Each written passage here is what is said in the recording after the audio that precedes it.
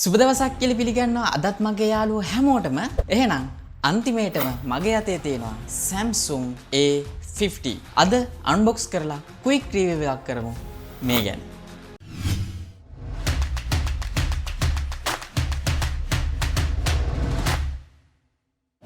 ඉතින් මුලින්ම වගේ අපි එකට මේ ඩිවයිස් එක අන්බොක්ස් කරගෙනමු. අපි බලමු බොක්ස් එකේ ඇතුලේ තියෙන්නේ මොනවද කියලා. මුලින්ම මම මේ විදිහට බොක්ස් එකේ පියන මේ විදිහට අයින් කරගන්නවා.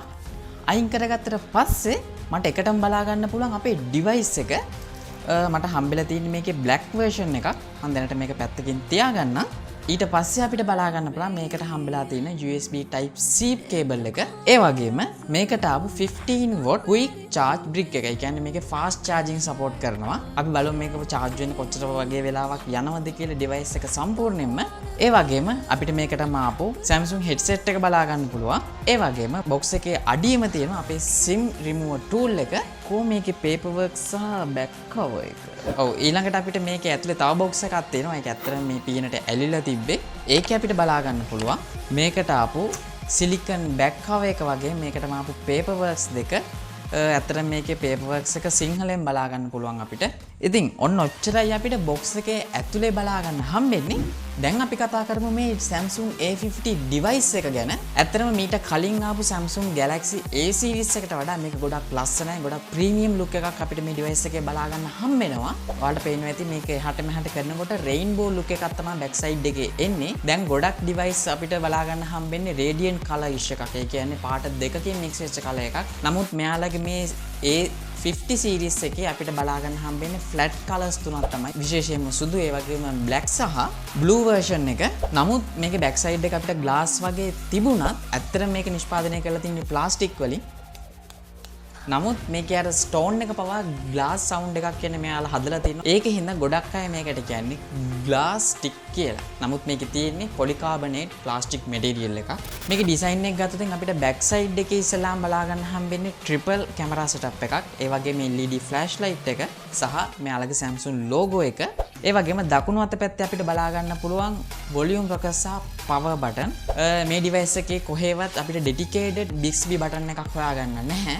ඒ වගේම වම් අත පැත්තේ අපිට SIM tray එක බලා ගන්න පුළුවන්. විශේෂයෙන්ම මේක dual SIM tray එකක්. මොකද මේකේ අපිට එකපාර SIM දෙකක් සහ card දෙකක් එකපාර use කරන්න පුළුවන්. ඒක ගොඩක් හොඳ point එකක්. ඒ වගේම උඩ අපිට බලා ගන්න හම්බෙන්නේ noise cancellation mic එක විතරයි. ඒ වගේම තමයි අපිට පල්ලෙහෙන් බලා ගන්න පුළුවන් මේකේ speaker එක, ඒ වගේම noise cancellation mic එක වගේම 3.5mm headphone port එක. wow. මේකේ අපිට හම්බෙනවා USB type C port එකක්. ඇත්තටම 2019 තාම 3.5mm headphone port එක තියෙනවා. ඇත්තට මේක ගොඩක් හොඳ දෙයක්. දැන් අපි බලමු මේකේ display එක ගැන. මේ device එකේ display එක දැක්ක ගමන් අපිට මතක් වෙන්නේ Huawei dew drop display එක.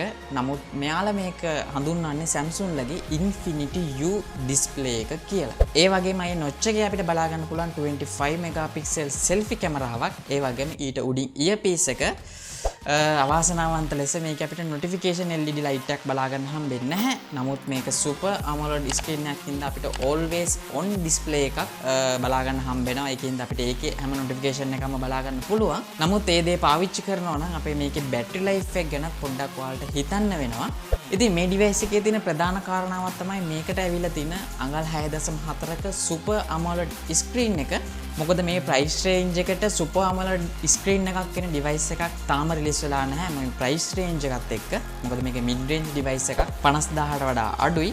නමුත් super AMOLED screen එකක් අපිට මේ device එකේ බලා ගන්න හම්බෙනවා. ඇත්තට මේක ගොඩක් හොඳ පිම්මක් Samsung ලගේ. ඒ වගේම තමයි මේකේ අපිට බලා ගන්න හම්බෙන්නේ full HD plus screen එකක්. මොකද මේකේ pixel අපිට බලා ගන්න හම්බෙන්නේ 1080යි 2340ක්. ඒ වගේම මේක protect කරලා තියෙනවා Corning Gorilla Glass 3. ඉතින් කොහොක වෙන්නේ නැතුව එක දෙයක් කියන්න ඕනේ. මේකේ display එක ඇත්තටම wow කියන්න පුළුවන් feel එකක් අපිට මේ device එකේ හම්බෙනවා. මොකද මේකේ ගොඩක් outdoor එකේදී වුණත් මේකේ brightness full වැඩි කරලා තියෙද්දි කිසිම ප්‍රශ්නයක් වෙන්නේ නැතුව අපිට මේ display එකේ හැම area එකක්ම ඇහෙන් access කරන්න පුළුවන්. ඒ වගේම හොඳ viewing angle එකක් අපිට මේ device එකේ බලා ගන්න හම්බෙනවා. මේ device එකේ display එක කොච්චර ලොකු වුණත් අපිට මේ device එකේ තියෙන ඕනම කරන features තනි අතින් පාවිච්චි කරන්න පුළුවන් විදියට Samsung ලගේ software එකේ මේක ගොඩක් optimize කස්ටමයිස් කරලා තිනවා. මොකද මේක රන් වෙන්නේ Samsung ලගේ One UI කියන version එක. ඒ වගේම තමයි මේකටම ආපු විශේෂම dark mode එකත් අපිට මේ device එකේ බලා ගන්න හම්බ වෙනවා. මොකද ගොඩක් device වලට අපිට ඒක එක්කෝ third party application එකක් කරහා තමයි මුළු device එකම dark mode එකක් කරගන්න හම්බෙන්නේ. නමුත් මේ device එකේදී inbuilt dark mode option එකකුත් බලා ගන්න පුළුවන්. ඒ වගේම තමයි මේ device එකේ run වෙන්නේ Android ලගේ latest OS එක Android 9.5 සමග Bixby මේ device එකේ run වෙනවා. ඒ වගේම තමයි මේ device එකේ full view experience එක ගන්න මේකේ අපිට navigation panel එකත් අපිට ඕන විදිහට customize කරගන්න පුළුවන්. ඒ වගේම තමයි මේ device එක බලගැන්විලා තින්නේ Exynos 9610න්. ඒ වගේම තමයි මේකේ 4GB RAM එකක් වගේම internal storage එක අපිට බලා ගන්න හම්බෙන්නේ 64GB විතරයි. මොකද මේ Samsung A50 RAM එක 6GB සහ internal storage එක 128GB version එක ලංකාවේ මිලදී ගන්න බෑ. ඒ කියන්නේ ඔයාලා ලංකාවේ කොහෙ ගියත් හම්බෙන්නේ 4GB RAM එක සහ 64GB version එක විතරයි. නමුත් මේ device එක ඒ version එකේ මිලදී ගන්න හම්බුණත් සාමාන්‍ය විදිහට පාවිච්චි කරන social media, camera app එක, call, messaging වගේ දේවල් කිසිම lag වීමකින් නැතුව පාවිච්චි කරන්න පුළුවන්. ඒ වගේම ටිකක් heavy games අපිට ultra settings සහ HDR mode එකෙන් play කරගන්නත් මේ device එකේ පුළුවන්කම තියෙනවා.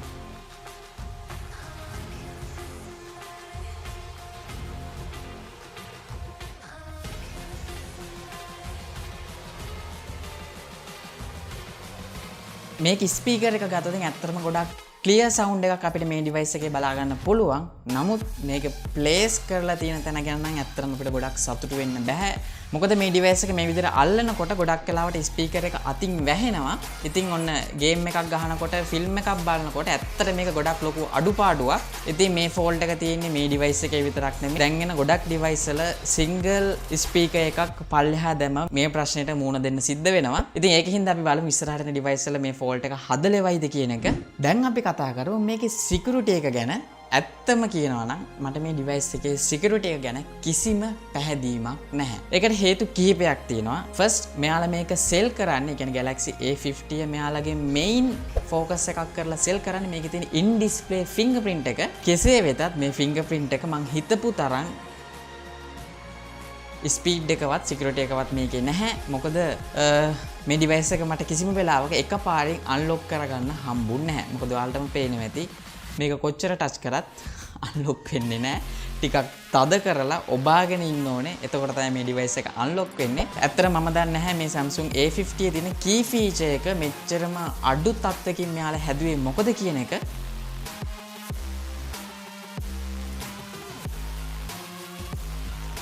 ඒ වගේම තමයි මේකේ තියෙන face unlock පහසුකම. ගොඩක් වෙලාවට වැඩ කරනවා. නමුත් පොඩ්ඩක් හරි light අඩු අවස්ථාවකදී අපිට මේකේ face unlock පහසුකමෙන් ප්‍රයෝජනයක් ගන්න බෑ. නමුත් මේ device එකත් එක්ක ආපු අනිත් competitor brand, ඒ කියන්නේ ගොඩක් price අඩු, ඒ කියන්නේ රුපියල් 30000ටත් වඩා අඩු ෆෝන් වල face unlock පහසුකම මීට වඩා ගොඩක් හොඳට වැඩ කරනවා කියලා මට වගකීමෙන් කියන්න පුළුවන්. නමුත් මේ device එකේ අපිට milliampere 4000ක ටිකක් ලොකු capacity එකක් තියෙන බැටරි එකක් බලා ගන්න හම්බෙනවා 15 watt fast charging technology එක එක්ක. නමුත් fast charging කියන්නේ සාමාන්‍යයෙන් අපිට අනිත් device එක ගද්දී ටිකක් speedily charge කරගන්න පුළුවන් හැකියාවක් තියෙන්න ඕනේ. නමුත් මේ device එක මට ගියා පැය 2යි විනාඩි 24ක් මේ device එක full charge වෙන්න. එතකොට fast charging කියලා කියන්න පුළුවන්ද? නමුත් box එකේ සඳහන් වෙනවා fast charging කියලා. මේ device එකේ full HD video එකක්, brightness එක 150ක්, ඒ වගේම audio එක 150ක් සහ airplane mode දාලා headphone එක use කරලා පැය 16යි විනාඩි 50ක් මේ device එක පාවිච්චි කරන්න හම්බුණා. ඉතින් ඒක ගොඩක් හොඳ දෙයක්. හැබැයි මතක තියාගන්න airplane mode දාලා brightness 150ක් සහ audio එක 150ක් වගේම headphone එක use කරලා තමයි ඒ score එක ආවේ. ඒ කියන්නේ සාමාන්‍ය heavy user කෙනෙක්ට අනිවාර්යයෙන්ම දවසක් මේ device එක කිසිම ප්‍රශ්නයක් නැතුව one charge එකෙන් use කරන්න පුළුවන් කියන එක. දැන් අපි යන්නේ මේකේ තියෙන interestම feature එක triple camera setup එක පැත්තට. මේක අපිට බලා ගන්න හම්බෙනවා megapixel 25ක main sensor එක, ඒ වගේම megapixel 8ක ultra wide sensor එක, ඒ වගේම megapixel 5ක depth sensor එක. ඉතින් මේකේ camera setup එක ගැන මට කිසිම complaint එකක් නැහැ. ඇත්තටම ගොඩක් හොඳ light condition එකකට ගොඩක් clear image capture කරගන්න පුළුවන්. ඒ වගේම low light වලදී හිතපු තරම් නැති වුණා සාමාන්‍ය දුරකට තියෙනවා. මේකේ depth sensor එක ඇත්තටම හොඳයි කියලා කියන්න පුළුවන්. මොකද මේකේ portrait mode එකේදී අපි capture කරන image වල ගොඩක් හොඳ edge detection එකක් අපිට මේ device එකේ බලා ගන්න පුළුවන්. ඉතින් මේ වලට බලා ගන්න හම්බෙන්නේ මේ device එකෙන් capture කරපු sample කිහිපයක්.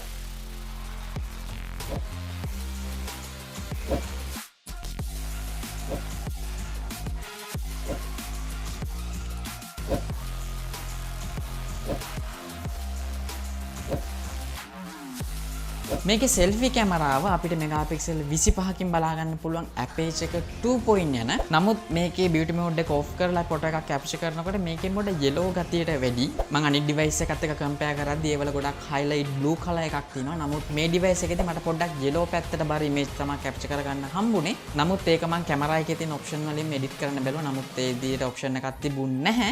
හැබැයි මේ device එකේ කැමරා ඇප් එකේ අපි හිතුවට වඩා ෆීචර්ස් කිහිපයක් අපිට බලා ගන්න හම්බ වෙනවා. මොකද මේකේ තියෙනවා panorama mode එක, ඒ වගේම pro mode එක, live focus, ඒ වගේම video, slow motion වගේම hyperlapse කියන ටික, ඒ වගේම Bixby version එක සහ AR emoji කියන එක.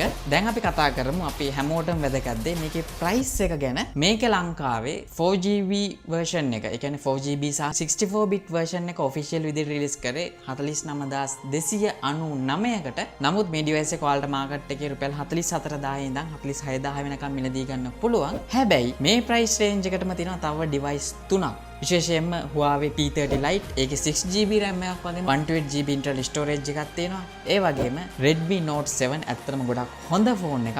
ඒ වගේම flagship specification තියෙන Poco F1 device එක. මේ device හතරම එකම price range එකේ යන්නේ. ඉතින් ඔයාලටම තමයි තීරණය කරන්න වෙන්නේ මොකද්ද ඔයාලා ගන්න ඕන device එක කියන එක. හැබැයි මේ device එකේ super AMOLED screen එකක් තියෙනවා. නමුත් ඔයා මේ device එකට යන්නේ indisplay fingerprint එකට නම් ඇත්තටම මේ device එක recommend කරන්න බෑ indisplay fingerprint එකට. මොකද ගොඩක්ම slow විදියට තමයි මේ fingerprint sensor එක වැඩ කරන්නේ. ඊට වඩා ඔයාලට යන්න පුළුවන් back side එකේ තියෙන fingerprint sensor එක. මොකද මේකට වඩා 100 ගුණයක් speed හින්දා. but plus point එකට තියෙන මේකේ screen එක අනිවාර්යයෙන්ම ඔයාලට ගොඩක් හොඳ screen එකක් ඕන නම් මේ device එකට කිසිම ප්‍රශ්නයක් නැතුව මට recommend කරන්න පුළුවන්. හැබැයි 4GB RAM එකක් වගේම 64GB version එකක් තමයි ඔයාලට මිලදී ගන්න හම්බෙන්නේ. මොකද මේ price range එකේ අපිට 6GB සහ 128GB ලංකාවේ මිලදී ගන්න බෑ. ඉතින් මොකද හිතන්නේ ඔයාලා මේ Samsung A50 device එක ගැන? අනිවාර්යයෙන්ම ඔයාලා පල්ලා comment section එකේ comment එකක් දාන්න ඔයාලගේ experience එක ගැන. ඒ වගේම තමයි මේ වීඩියෝ එක වැදගත් වෙයි කියලා හිතනවා නම් ඔයාලට පුළුවන් මේ වීඩියෝ එක like කරන්න, comment කරන්න සහ නොදන්න යාළුවන්ටත් බලන්න share කරගන්න.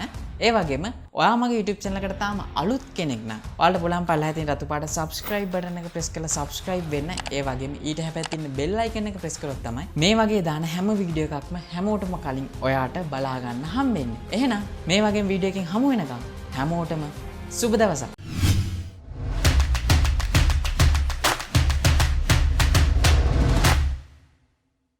ලබන සතියේ කරනවා Galaxy A50 සහ Huawei P30 Lite comparison video එකක්. අනිවාර්යයෙන්ම ඒ වීඩියෝ එකත් බලන්න.